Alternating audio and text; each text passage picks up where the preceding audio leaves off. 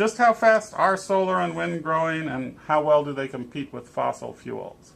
Well, on a global basis, over the last 6 or so years, solar power, solar PV, the solar panels you see on rooftops or in big ground-mounted arrays, are growing at about 50% annually, both capacity and generation in terms of electricity produced. Wind is about 20% capacity and generation growth. It's from a larger base than solar power, so it's still growing very fast. In China, actually, wind generation is growing at about 50% per year because they're just moving so quickly. As far as competition with fossil fuels, there are a growing number of markets around the world where both solar and wind are coming in under the cost of even natural gas. For instance, in the Midwest United States, there are contracts being signed for wind for the long term, 20 years or so, at 2.5 cents per kilowatt hour. Wow, and that's well below crazy cheap. some natural gas contracts.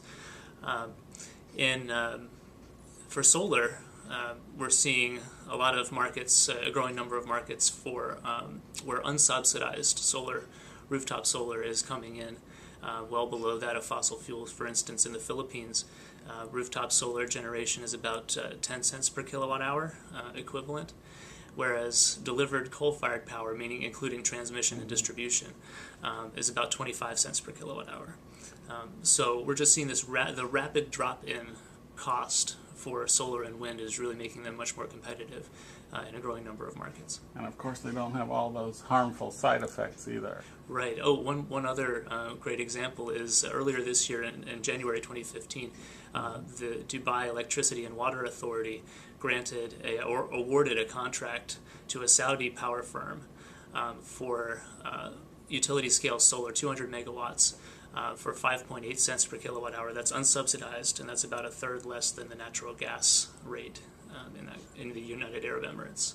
And of course they could do oil-powered plants really easily too. Right. So these are very oil-heavy countries, realizing that they, Saudi Arabia or the United Arab Emirates, they're also very rich in the sun. Yeah. So all kinds of energy there. But let me ask about the problem of intermittency, because obviously the sun's not always shining, the wind's not always blowing, and when you hit a certain amount, certain percentage, are you going to run into so much of solar and wind that we're going to have blackouts unless we continue using fossil fuels? Or do you have any estimate when that might happen, or if there's a way to avoid it? Well, we can certainly reach much higher rates of penetration in solar and wind than we even in the countries that have the most wind or solar on the grid right now. For instance, in Denmark, Denmark generated 43% of its electricity from wind in 2014. That's for the entire year. No blackout problems in Denmark, and they're aiming for 50% by 2020, and they'll probably easily get there. Germany and the UK both are 9% wind powered. Germany also gets about 7% of its electricity from solar power.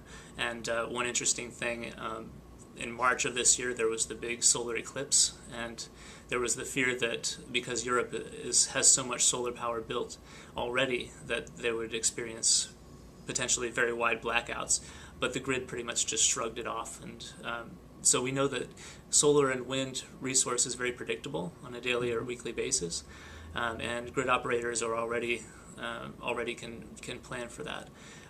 So yes, much higher rates of penetration of wind and solar are possible. Even in the United States, Iowa gets 28% of its electricity from wind power, for example. So the grid is able to shift power around better than had been feared. And right, because even the most efficient baseload plant, like a coal plant or a natural gas plant, is offline some of the time.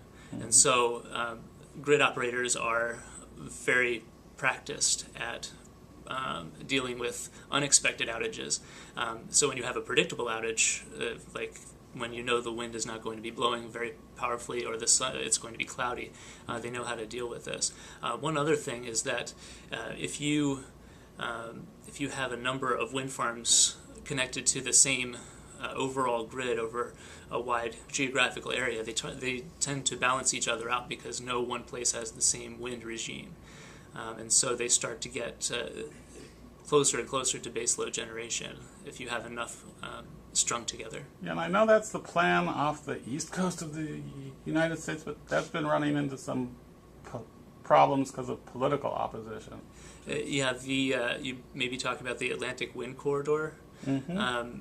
and that was backed by Google and a Japanese firm, and that was several years ago where they thought we'll make this offshore wind energy backbone off the Atlantic East Coast, and resource-wise it makes a lot of sense. There's enough wind energy off the Atlantic coast to probably meet 40 to 50% of total U.S. electricity needs if we were to harness all of it.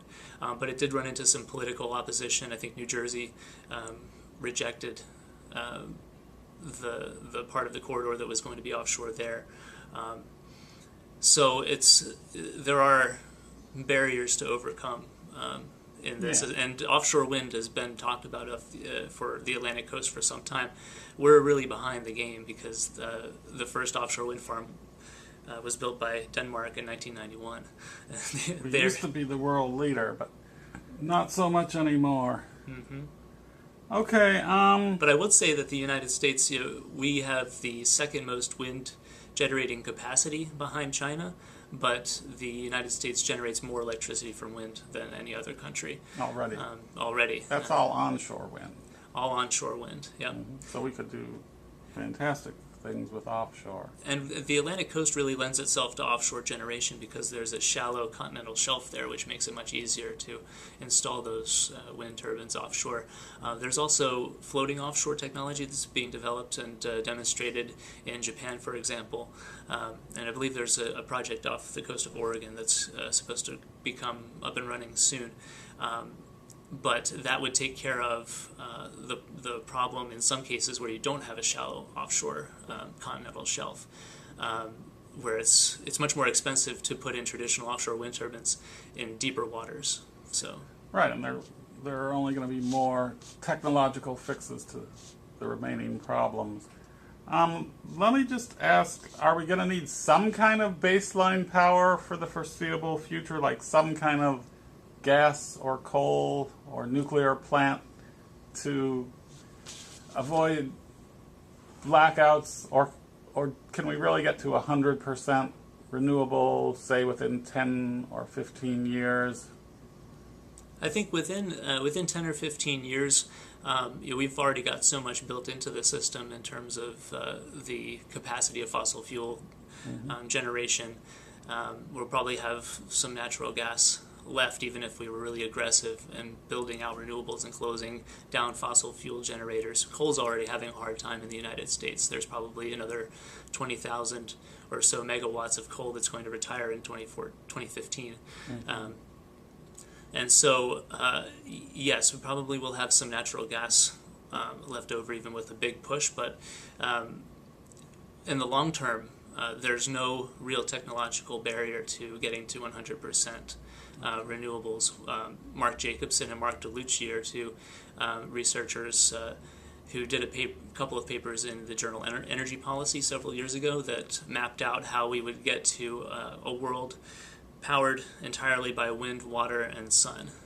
That includes geothermal in the water component because that uses hot water to generate electricity. Wave tidal, but also your solar PV, concentrating solar power and wind. And without major technological breakthroughs beyond what we have today. They showed that, and it's not just electricity, but total world energy. We electrify the transport system. They also included some hydrogen for combustion and industrial applications as well. But right now we have baseload renewable technologies. In certain regions we have geothermal in the Pacific Ring of Fire, so Asia Pacific, the west coast of the United States, and the southwest, Indonesia, Philippines. We also have the African Rift Valley, where Kenya and Tanzania and Ethiopia are very rich in geothermal energy, and the Eastern Mediterranean. Those are plants that can run 24 hours a day. We also have concentrating solar power plants now under construction that would get about 18 hours worth of storage from molten salts and that's a proven technology as well. So well after the sun goes down, you can still generate electricity from solar, even without big advances in battery storage, which is also in the works, but Right. further away. So it is possible and it is happening, and the future is looking better than we had thought. Yeah, I mean, looking at Germany is very inspiring. You know, they're turning away from coal at the same time as they're phasing out their nuclear fleet.